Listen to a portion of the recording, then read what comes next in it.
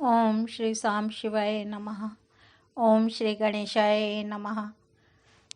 श्री शिव महापुराण में रुद्र संहिता सती खंड का 17वां अध्याय प्रारंभ करते हैं। भगवान शिव द्वारा सती को वर प्राप्ति और शिव का ब्रह्मा जी को दक्ष प्रजापति के पास भेजना। ब्रह्मा जी बोले, इस प्रकार मैंने सभी देवताओं के द्वारा की गई शिव जी की उत्तम स्तुति को आपसे कह दिया। हे मुने, सती ने जिस प्रकार शिवजी से वर प्राप्त किया उसे अब मुझसे सुनो। सती ने अश्विन मास के शुक्ल पक्ष की अष्टमी तिथि को उपवास कर भक्ति पूर्वक सर्वेश्वर शिवजी का पूजन किया। इस प्रकार नंदा व्रत के पूर्ण हो जाने पर नवमी तिथि का कुछ भाग शेष रह गया था। उस समय ध्यान में निमग्न उन सती के सामने शिव प्रकट हो गए। वे सर्वांग सुंदर तथा गौर वर्ण के थे। उनके 5 मुख थे और प्रत्येक मुख में 3-3 नेत्र थे। भाल देश में चंद्रमा शोभा पा रहा था। उनका चित्त प्रसन्न था। उनका कंठ नीला था और उनकी 4 भुजाएं थीं। उन्होंने हाथों में त्रिशूल, ब्रह्म कपाल, वर तथा अभय मुद्रा को धारण कर रखा था। भस्ममय अंगराग से उनका शरीर उद्भासित हो रहा था। उनके मस्तक पर गंगा जी शोभा बढ़ा रही थीं तथा उनके सभी अंग मनोहर थे। वे परम सौंदर्य के धाम थे। उनका मुख करोड़ों चंद्रमाओं के समान प्रकाशमान था। उनकी कांति करोड़ों कामदेवों के समान थी और उनकी आकृति स्त्रियों को प्रिय लगने वाली थी। इस प्रकार के प्रभु महादेव जी को प्रत्यक्ष देखकर सती ने लज्जा से नीचे की ओर मुख करके उनके चरणों में प्रणाम किया। तपस्या का फल प्रदान करने वाले महादेव जी उत्तम व्रत धारण करने वाली सती को पत्नी रूप में प्राप्त करने की इच्छा रखते हुए भी उनसे कहने लगे। महादेव जी बोले, हे दक्ष नंदिनी, मैं तुम्हारे इस व्रत से प्रसन्न हूँ। हे सुव्रते, जो तुम्हारा अभीष्ट वर हो उसे मांगो, मैं उसे प्रदान करूँगा। ब्रह्मा जी बोले, मुने, जगदीश्वर महादेव ने सती की भावना को जानते हुए भी उनकी बात सुनने की इच्छा से वर मांगो ऐसा कहा। वे लज्जा के वश में हो गईं और जो उनके मन में था उसे कह न सकीं। उनका जो अभीष्ट था वह लज्जा से आच्छादित हो गया था। शिवजी का प्रिय वचन सुनकर वे प्रेम में विभोर हो गई। इसे जानकर भक्तवत्सल शंकर जी अत्यंत हर्षित हुए। सत्पुरुषों के शरण स्वरूप तथा अंतर्यामी वे शिवजी सती की भक्ति से वशीभूत होकर वर मांगो ऐसा शीघ्रतापूर्वक बार बार कहने लगे। उस समय सती ने अपनी लज्जा को रोककर शिवजी से कहा, हे वरद, आप कभी भी न टलने वाला यथेष्ट वर प्रदान करें। शिवजी ने अनुभव किया कि सती अपनी बात पूरी नहीं कर पा रही हैं। एतदर्थ उन्होंने स्वयं ही कहा, हे देवी, तुम मेरी पत्नी बनो। अपने अभीष्ट फल को प्रकट करने वाले शिवजी के वचन को सुनकर और अपना मनोगत वर प्राप्त करके सती प्रसन्न होकर चुपचाप खड़ी रहीं। वे सकाम शिवजी के सामने मंद मंद मुस्कुराती हुई कामना को बढ़ाने वाले अपने हाव भाव प्रकट करने लगीं। सती द्वारा अभिव्यक्त हाव भाव को स्वीकार कर श्रृंगार रस ने उन दोनों के चित्त में शीघ्रता से प्रवेश किया। हे देवर्षि, श्रृंगार रस के प्रवेश करते ही लोकलीला करने वाले शिवजी तथा सती की चित्रा से युक्त चंद्रमा के समान विलक्षण कांति हो गई। काले तथा चिकने अंजन के समान कांति वाली सती स्फटिक मणि के सदृश कांति युक्त उन शिवजी को प्राप्त कर इस प्रकार शोभित हुई, जिस प्रकार अभ्र लेखा मेघ घटा चंद्रमा को प्राप्त कर शोभित होती है। तदनंतर दक्ष कन्या सती अत्यंत प्रसन्न होकर दोनों हाथों को जोड़कर भक्तवत्सल भगवान शिवजी से विनम्रता पूर्वक कहने लगी। सती बोली, हे देवदेव, हे महादेव, हे प्रभो, हे जगतपते, आप मेरे पिता के समक्ष वैवाहिक विधि से मुझे ग्रहण कीजिए। ब्रह्मा जी बोले, हे नारद, इस प्रकार सती की बात सुनकर भक्तवत्सल महादेव जी ने प्रेम पूर्वक उनकी ओर देखकर यह वचन कहा, ऐसा ही होगा।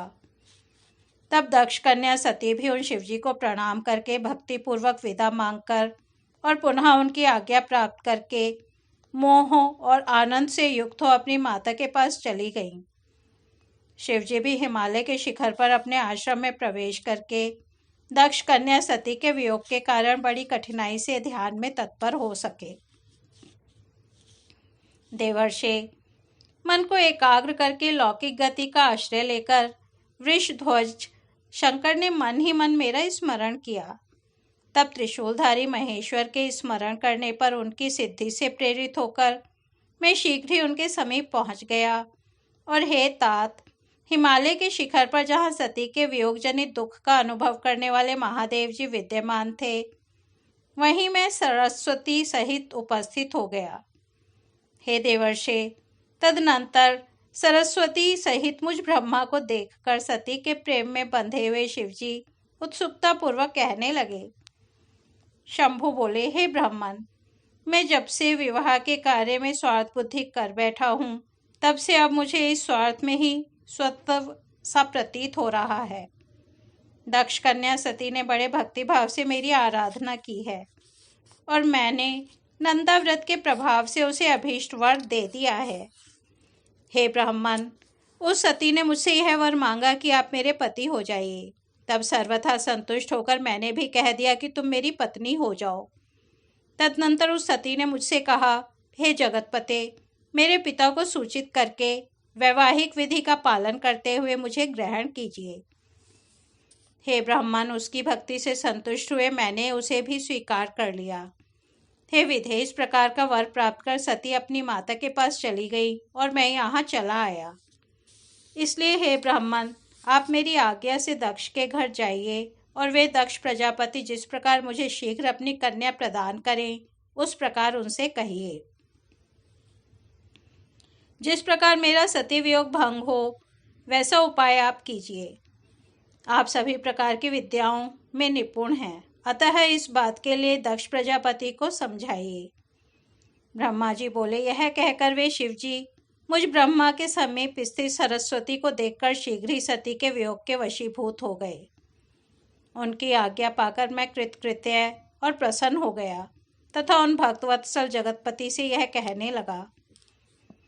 ब्रह्मा जी बोले, भगवान, हे शंभो, आपने जो कुछ कहा है उस पर भली भांति विचार करके हम लोगों ने पहले ही उसे सुनिश्चित कर दिया है। हे वृषभध्वज, इसमें देवताओं का और मेरा भी अपना स्वार्थ है। दक्ष प्रजापति स्वयं ही आपको अपनी पुत्री प्रदान करेंगे और मैं भी उनके समक्ष आपका वचन कह दूंगा। ब्रह्मा जी बोले, हे नारद, सर्वेश्वर प्रभु महादेव जी से इस प्रकार कहकर मैं अत्यंत वेगशाली रथ से दक्ष के घर जा पहुंचा। नारद जी बोले, हे प्राज्ञ, हे महाभाग, हे विधे, हे वक्ताओं में श्रेष्ठ, तपस्या के पश्चात घर लौटकर आई हुई सती के लिए दक्ष ने क्या किया? ब्रह्मा जी बोले, तपस्या करके मनोअभिलषित वर प्राप्त कर तथा घर जाकर सती ने माता पिता को प्रणाम किया। तत्पश्चात सती ने अपनी सखी के द्वारा माता पिता से वह सारा वृतांत कहलवाया, जिस प्रकार उनकी भक्ति से प्रसन्न हुए महेश्वर से उन्हें वर की प्राप्ति हुई थी। सखी के मुख से सारा वृतांत सुनकर माता पिता को बड़ा आनंद हुआ और उन्होंने महान उत्सव मनाया। उदारचित दक्ष और महामनस्विनी वीरणी ने ब्राह्मणों को उनकी इच्छा के अनुसार धन दिया और अंधों, दीनों तथा अन्य लोगों को भी धन बांटा। प्रीति बढ़ाने वाली अपनी उस पुत्री को हृदय से लगाकर उसका मस्तक सूंघकर और आनंद विभोर होकर वीरिणी ने बार बार उसकी प्रशंसा की। कुछ समय बीतने पर धर्मज्ञों में श्रेष्ठ दक्ष इस चिंता में पड़ गए कि मैं अपनी इस पुत्री को शंकर को किस प्रकार प्रदान करूं। महादेव जी प्रसन्न होकर मेरी पुत्री को वर देने के लिए आए थे, किंतु वे तो चले गए। अब मेरी पुत्री के लिए वे पुनः कैसे आएंगे? यदि मैं किसी को उनके पास शीघ्र भेजूं तो यह भी उचित नहीं है, क्योंकि यदि वे पुत्री को स्वीकार ना करें तो मेरी याचना निष्फल हो जाएगी। अथवा मैं स्वयं उनका पूजन अर्चन करूं, जिससे कि वे मेरी पुत्री की भक्ति से प्रसन्न होकर स्वयं इसे ग्रहण कर इसके पति बने। उस सती के द्वारा श्रेष्ठ प्रयत्न से पूजित होकर वे भी उसको पाना चाह रहे हैं, क्योंकि वे मेरे पति शिवजी हों, सती को यह वर दे चुके हैं। इस प्रकार की चिंता में पड़े हुए दक्ष प्रजापति के सामने मैं सरस्वती के साथ एकाएक उपस्थित हुआ। मुझ अपने पिता को देखकर प्रणाम करके दक्ष विनीत भाव से खड़े हुए और उन्होंने मुझ ब्रह्मा को यथोचित आसन दिया। तत्पश्चात चिंता से युक्त होने पर भी हर्षित हुए वे दक्ष शीघ्र ही सर्वलोकेश्वर मुझ ब्रह्मा से आगमन का कारण पूछने लगे। दक्ष बोले, हे जगत गुरु, हे सृष्टिकर्ता, यहाँ आपके आगमन का क्या कारण है? मेरे ऊपर महती कृपा करके उसे कहिए। हे लोक कारक, आप मुझ पुत्र के स्नेहवश अथवा किसी कार्यवश मेरे आश्रम में पधारे हैं। आपके दर्शन से मुझे प्रसन्नता हो रही है। ब्रह्मा जी बोले, हे मुनि सत्तम, अपने पुत्र दक्ष द्वारा इस प्रकार पूछे जाने पर मैं उन प्रजापति को प्रसन्न करता हुआ हंसकर कहने लगा। ब्रह्मा जी बोले, हे दक्ष, मैं जिस उद्देश्य से यहाँ आपके पास आया हूँ उसको सुनिए, जिसके करने से तुम्हारा तथा मेरा दोनों का अभीष्ट सिद्ध होगा। आपकी पुत्री सती ने जगतपति महादेव जी की आराधना करके जो वर प्राप्त किया है उसका समय अब उपस्थित हो चुका है। शंभु ने आपकी पुत्री को पत्नी रूप में प्राप्त करने के लिए ही मुझे आपके पास भेजा है। अब आपके लिए जो कल्याणकारी कार्य है उसे कर डालिए। जब से रुद्र वर प्रदान करके गए हैं तभी से आपकी पुत्री के वियोग के कारण उन शंकर को शांति नहीं मिल रही है। कामदेव अपने समस्त पुष्प बाणों के द्वारा अनेक उपाय करके भी छिद्र न पा सकने के कारण जिन्हें जीत न सका, वे ही शिवजी अब काम बाण से विद्ध होकर अपना आत्मचिंतन त्याग कर सती की चिंता करते हुए सामान्य प्राणी की भांति व्याकुल हो रहे हैं। वे सुनी हुई वाणी को भी भूल जाते हैं तथा सती के वियोगवश अपने गणों के समक्ष ही सती कहाँ है इस प्रकार की वाणी कहते हैं और किसी काम में प्रवृत्त नहीं होते हैं। हे सुत, मैंने, आपने, कामदेव ने तथा मरीचि आदि श्रेष्ठ मुनियों ने जो पूर्व में चाहा था वह इस समय सिद्ध हो चुका है। आपकी पुत्री ने शंभु की आराधना की है, इससे वे भी उसकी चिंता करते हुए उसको प्राप्त करने की इच्छा से युक्त होकर हिमालय पर्वत पर स्थित हैं। जिस प्रकार सती ने अनेक प्रकार के भावों और सात्विकता पूर्वक व्रत के द्वारा शिवजी की आराधना की थी, उसी प्रकार इस समय वे भी सती की आराधना कर रहे हैं। इसलिए हे दक्ष, शिव के लिए ही रची गई अपनी पुत्री को आप अविलंब उन्हें प्रदान कर दीजिए। ऐसा करने से आप कृतकृत्य हो जाएंगे। मैं नारद के साथ जाकर उन्हें आपके घर लाऊंगा और उन्हीं के लिए रची हुई सती को उन्हें अर्पित कर दीजिए। ब्रह्मा जी बोले, हे नारद, मेरी यह बात सुनकर मेरे पुत्र दक्ष परम प्रसन्न हुए और उन्होंने अत्यंत हर्षित होकर मुझसे कहा, ठीक है, ऐसा ही होगा। इसके बाद हे मुने, मैं अत्यंत हर्षित हो वहां पर गया जहां लोक कल्याण में तत्पर रहने वाले शिवजी उत्सुक होकर बैठे थे। हे नारद, मेरे चले आने पर स्त्री और पुत्री सहित दक्ष भी अमृत से परिपूर्ण हुए के समान पूर्ण काम सफल मनोरथ वाले हो गए।